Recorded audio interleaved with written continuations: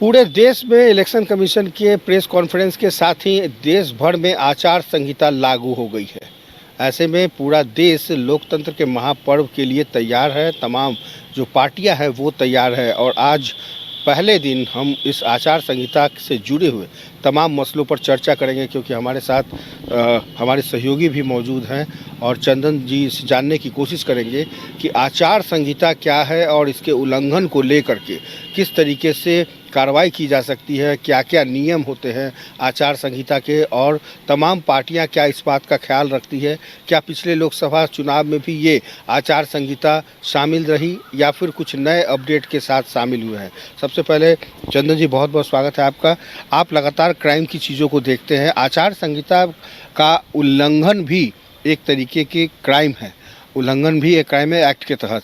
तो क्या माना जाए, देश भर में जिस तरीके से चुनाव आचार संहिता लागू हो गई है, ये आचार संहिता है क्या, अगर हम दर्शकों को बताने की कोशिश करें तो? जी देखिए, जैसे ही कल तारीखों का ऐलान हुआ है, आदर्श आचार संहिता लागू हो गई है। उसके बाद जैसे कि पटना के डीएम हैं, उन्होंने तमाम पार्टी के जो लोग हैं उनके साथ एक बैठक बुलाई और बैठक में तमाम बिंदुओं जो हैं वो लगाई गई और साथ ही साथ सख्त निर्देश दिया गया है कि 48 घंटे के अंदर जितने भी होर्डिंग लगे हुए हैं, जितने भी पार्टी के या बैनर पोस्टर लगे हुए हैं या दीवार पे जो बने हुए हैं पार्टी के जो प्रचार प्रसार है, सभी को बंद कर दिया जाएगा, हटा दिया जाएगा। अच्छा। यदि चूँकि पार्टी को भी खुद ये निर्देश दिया गया है, चूँकि कई बार देखा जाता है कि गली गली में लगाया जाता है तो वहाँ नगर निगम की गाड़ियाँ नहीं जा पाती है, प्रचार प्रसार, तो उस स्थिति में पार्टी को भी कोऑपरेट करना है ताकि आदर्श आचार संहिता का उल्लंघन न हो सके। और यदि ऐसा नहीं करते हैं तो उन पर कार्रवाई भी होगी, क्योंकि डीएम ने साफ तौर पे कह दिया। और साथ ही साथ डीएम ने लोगों से एक चीज़ और अपील की है, चूँकि ये लोकतंत्र का पर्व है तो लोग जो है ज़्यादा से ज़्यादा बढ़ चढ़ कर इसमें जो है हिस्सा ले और जो वोटिंग के दिन होंगे वो वोटिंग बूथ पर जाएं। चूँकि पटना में कुल 4877 जो है वो बूथ है और साथ ही साथ मॉडल बूथ भी बनाया जाएगा। दिव्यांग लोग जो हैं या सीनियर सिटीजन हैं उन लोगों के लिए भी व्यवस्था की जाएगी। तो तमाम बिंदुओं पे जो है काफ़ी महत्वपूर्ण रहा है। साथ ही साथ चूँकि देखा जाता है कि चुनाव में आपराधिक तबके के लोग जो होते हैं काफ़ी सक्रिय हो जाते हैं, तो उन लोगों पर भी पटना पुलिस और पुलिस मुख्यालय के द्वारा सीसीए और 107 की कार्रवाई की जा रही है। कई लोगों से भरवाया भी गया है 107 का बॉन्ड और सीसीए भी कई लोगों पे प्रस्ताव भेजा गया है लगाने के लिए, तो ताकि शांतिपूर्ण जो है ये चुनाव जो है शांतिपूर्ण मनाया जा सके। जी गौतम। तो साफ तौर पे पूर्वक चुनाव के जो आगाज है वो हो चुका है और तमाम जो इलेक्शन कमीशन की तरफ से जो निर्देश जारी किए गए हैं उसमें जो सबसे महत्वपूर्ण चीज़ है वो हम दर्शकों को ज़रूर साझा कर दें ताकि उनको याद रहे कि इस चुनाव में क्या कुछ करना है, क्या कुछ नहीं करना और तमाम पार्टियों को क्या निर्देश दिया गया। उसमें सबसे पहला है कि बच्चों का इस्तेमाल नहीं करना है। तो क्या बच्चों के इस्तेमाल को लेकर पार्टी ने जो इलेक्शन कमीशन ने जो निर्देश जारी किए हैं, क्या बच्चों का इन्वॉल्वमेंट किस तरीके से होता है और पार्टी किस लेवल पे बच्चों को इन्वॉल्व करती है? जी देखिए, बहुत सारी चीज़ देखा जाता है कि बच्चों का इन्वॉल्व किया जाता है। चूँकि चुनाव आयोग ने साफ तौर पे दो चीज़ आपने गौर से सुना होगा कि किसी पे अभद्र टिप्पणी भी नहीं करना है और साथ ही साथ बच्चों का इस्तेमाल नहीं करना है, अन्यथा उन पे जो है कार्रवाई होगी। क्योंकि कई बार देखा जाता है कि बयानबाजी के दौर में जो है मर्यादा लोग लांघ देते हैं, ऐसा नहीं होना चाहिए। इसी को लेके जो है चूँकि चुनाव आयोग ने साफ तौर पे कह दिया है, चूँकि पूर्व में भी देख लिया जाए तो कई मामले भी अभी भी कोर्ट में जो है वो चल रहे हैं आचार संहिता उल्लंघन को लेकर।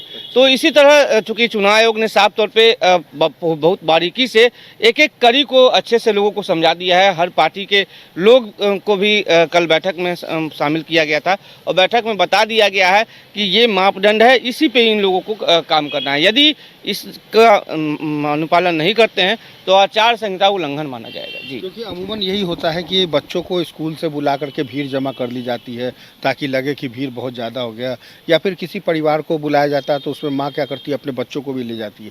तो ऐसे में 18 उम्र से कम वाले को बच्चा नाबालिग माना जाए तो उनको इन्वॉल्वमेंट नहीं करना, यही है ना? जी बिल्कुल। और अगर जो आप कह रहे थे कि जाति, धर्म और मजहब के नाम पर जो खेल होता है उस पर भी सख्त निगरानी है, तो क्या तमाम जगहों पर जो भाषण दिए जाएंगे इलेक्शन कमीशन क्या उसको रिकॉर्ड मानती है, उसके आधार पर क्या कार्रवाई होगी? जी देखिए, जितने भी सभा होंगे उसमें जिला प्रशासन के द्वारा एक टीम रहेगी जो उस बयानबाजी का रिकॉर्ड करेगा और साथ ही साथ तमाम चीज़ों पे वहाँ पे मजिस्ट्रेट की भी नियुक्ति होगी ताकि किसी तरह का अशब्द न हो या किसी ऐसा कोई भाषण नहीं देना है जो किसी जाति और धर्म को ठेस पहुँचाए।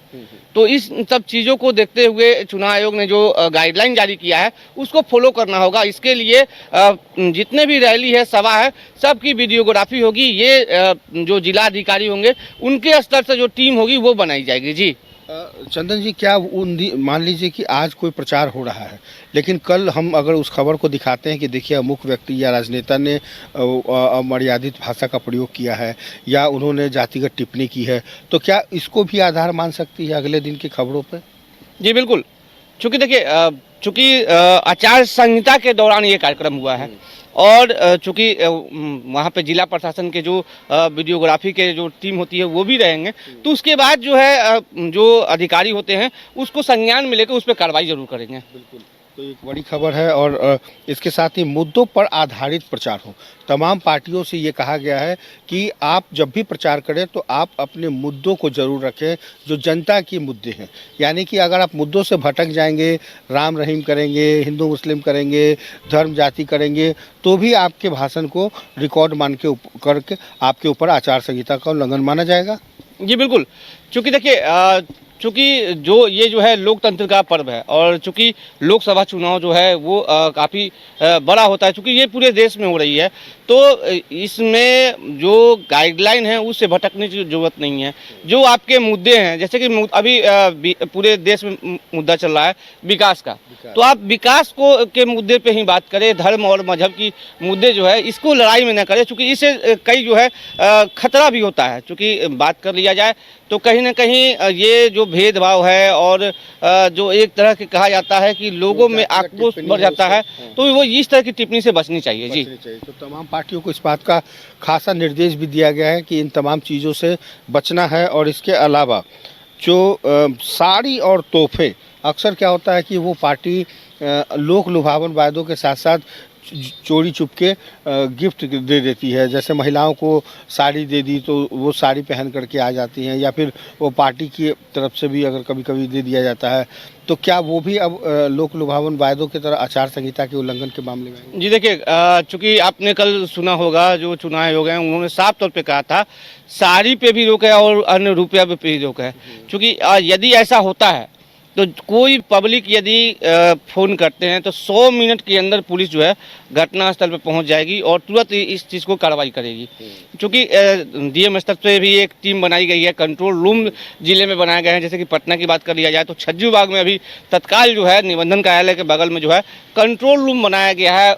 वहाँ जो है 3 मजिस्ट्रेट और 2 डीएसपी स्तर के पदाधिकारी जो हैं वो तैनात है। वहीं से कमान की जाएगी। पटना में कहीं ऐसी सूचना आती है तो तुरंत पुलिस जो है वहाँ के लोकल थानों को फ़ोन करेगी और यहाँ से भी निकलेगी ताकि तुरंत वहाँ पे जो उचित कार्रवाई जो है वो हो सके। जी बिल्कुल, तो एक बार हम फिर से दर्शकों को बता दें कि राजीव कुमार जो चीफ इलेक्शन कमिश्नर थे उन्होंने किस तरीके से कल चीज़ों को बताया बारीकी से, और लगभग 55 लाख ईवीएम का इस्तेमाल होगा जो अपने आप में एक बड़ा रिकॉर्ड होगा। पोलिंग स्टेशनों की संख्या लगभग 10.5 लाख के करीब है जो पूरे देश भर में पोलिंग स्टेशन बनाए गए हैं।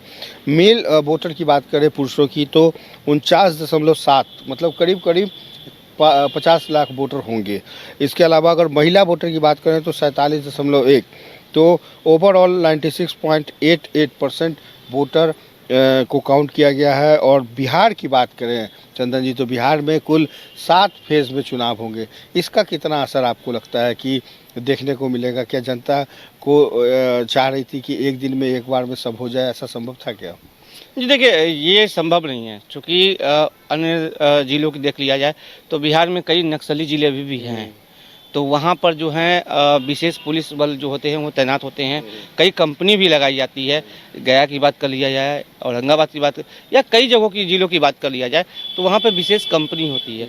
तो इसी के लिए 7 चरण में चुनाव आयोग ने फैसला सुनाया है कि 7 चरणों में बिहार में जो है वो लोकसभा की चुनाव होगी ताकि सुरक्षा के दृष्टिकोण से सही से हो सके और पर्याप्त मात्रा में जो सुरक्षा है वो मुहैया कराई जाएगी। चूँकि कई कंपनी, अभी पटना में 3 कंपनी आ चुकी है और 3 कंपनी आ चुकी है आज से। चूँकि चूँकि आने वाले दिनों में बात करिया जाए तो यहाँ पे होली भी है, तो इस चीज़ का भी ख्याल रखा जाएगा कि होली में कोई राजनीतिक पार्टी जो है आचार संहिता का उल्लंघन न करे। बिल्कुल।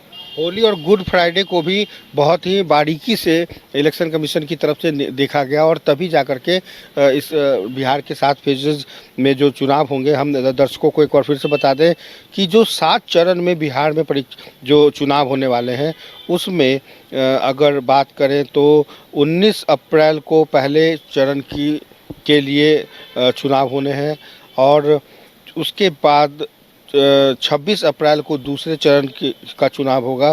पहले चरण में एक बार फिर से बता दें कि 102 ओवरऑल 102 सीटों पर लोकसभा के चुनाव होंगे। दूसरे चरण में बिहार भी शामिल है, लेकिन बिहार के अलावा लगभग 89 लोकसभा के क्षेत्र होंगे। इसके बाद आप आ जाइए, अप्रैल में 2 दिन चुनाव होंगे, मई में 3 दिन, मई में 7 मई, 13 मई और 20 मई के साथ साथ 25 मई, यानी कि जो छठा फेज है वो कंप्लीट मई में पूरा हो जाएगा। 7वां और अंतिम चरण जून में होगा और जून में 1 जून को 7वें चरण का मतदान होगा और इस मतदान में भी बिहार शामिल है और जिसमें पटना शामिल है। तो ऐसे में राजधानी पटना के लोगों के लिए 7वें चरण तक चुनाव का इंतज़ार करना होगा और 7वें चरण के में पटना शामिल है और 4 जून को, यानी कि 1 जून के बाद 4 जून को चुनाव का परिणाम आएगा, जिसका इंतज़ार देश भर की लोगों को होगा ही नहीं बल्कि विश्व स्तर पर लोगों की निगाहें रहती है कि इंडिया का जो प्राइम मिनिस्टर हो वो कौन होगा, क्योंकि अमेरिका में जिस तरीके से राष्ट्रपति का चुनाव होता है ठीक उसी तरीके से इंतज़ार रहता है कि कौन बनेगा प्रधानमंत्री। और इसको लेकर जो गहमा गहमी है, जो अधिसूचना है, आचार संहिता है, वो अब लागू हो गई है और ये 4 जून तक लागू रहेगी जब तक परिणाम नहीं आ जाते। इसलिए आप बिल्कुल दर्शकों को भी हम बताना चाहेंगे कि वोटिंग आप जरूर करें अपने अपने लोकसभा क्षेत्र में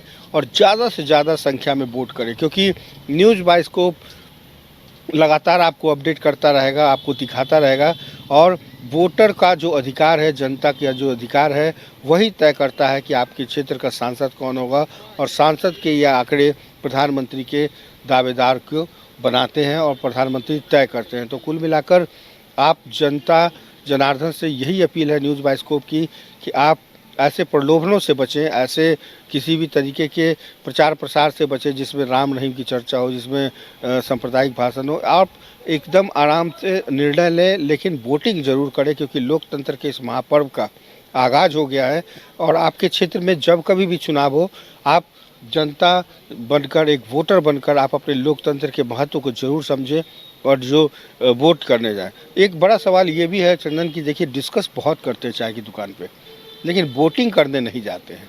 ऐसे लोगों से क्या अपील की जा सकती है? देखिए, चर्चाएं करें, चर्चाएं करनी चाहिए, लेकिन अपना मत का प्रयोग करें ताकि कल हो कि आपको ये मन में संभावना न रहे कि मैंने वोट नहीं किया, क्योंकि आपका एक वोट जो है वो किसी अच्छे नेता को चुन सकता है। तो वोट जरूर करें, यही न्यूज़ बाइस्कोप आपसे अपील करता है। बिल्कुल, और लगातार अपील करता है, क्योंकि आप वोटर की जो लोकतंत्र की ताकत है ये बहुत मायने रखता है और यही वजह है कि भारत इतना बड़ा देश, इतने संख्या है वोटरों की, और वो तय करता है कि आपका प्रधानमंत्री कैसा हो, आप कैसा जनप्रतिनिधि पसंद करते हैं। तो ये एक बहुत बड़ा मायने रखता है और टोटल 543 लोकसभा की के साथ साथ अलग अलग राज्यों के चुनाव भी होने हैं और इसमें बिहार और झारखंड के उपचुनाव भी शामिल हैं। तो उपचुनाव में भी आपको वोट करने होंगे। तो कुल मिलाकर बिहार झारखंड की तमाम जनता को हम लोग यही कहेंगे कि आप अपने अपने मतदान की तिथि को नोट कर लें और उस दिन आप ज़रूर वोट करने निकलिए, ताकि आप कह सकें कि लोकतंत्र के इस महापर्व में आपने भी भाग लिया है। तो कुल मिलाकर कह सकते हैं कि बिहार में भी आगाज़ हो गया है।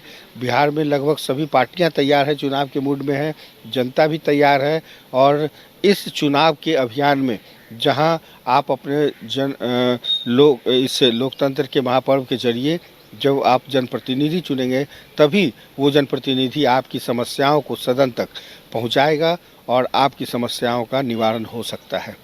क्या? जी बिल्कुल, आप अपना मत का जो है सही उपयोग करें और चूँकि मत ही आपका अधिकार है, इसलिए अपना अधिकार का प्रयोग जरूर करें और लोकतंत्र का ये महापर्व है। बिल्कुल, लोकतंत्र के इस महापर्व में हम लगातार आपके साथ वहाँ कवरेज करते रहेंगे और अलग-अलग सभाओं के साथ-साथ अलग-अलग जगहों पर आपको लोकसभा के ज़रिए जो हमारा प्रोग्राम है चुनावी चौसर, वो भी हम दिखाएँगे कि जनता का मूड क्या है। तो कुल मिलाकर कह सकते हैं कि अधिसूचना जारी हो गई इलेक्शन कमीशन की तरफ से, आचार संहिता लागू हो गया है और लागू होने के बाद जितनी एक्टिव तमाम पार्टियां हैं, उससे ज़्यादा कहीं एक्टिव जनता जनार्दन भी है। तो अपने-अपने वोटों का इस्तेमाल ज़रूर करें और कुल मिलाकर कह सकते हैं कि अभी के लिए बस इतना ही। हम लगातार आपको न्यूज़ बाय स्कोप के ज़रिए अपडेट करते रहेंगे। अभी के लिए बस इतना ही। पूरी टीम को दीजिए इजाज़त। नमस्कार।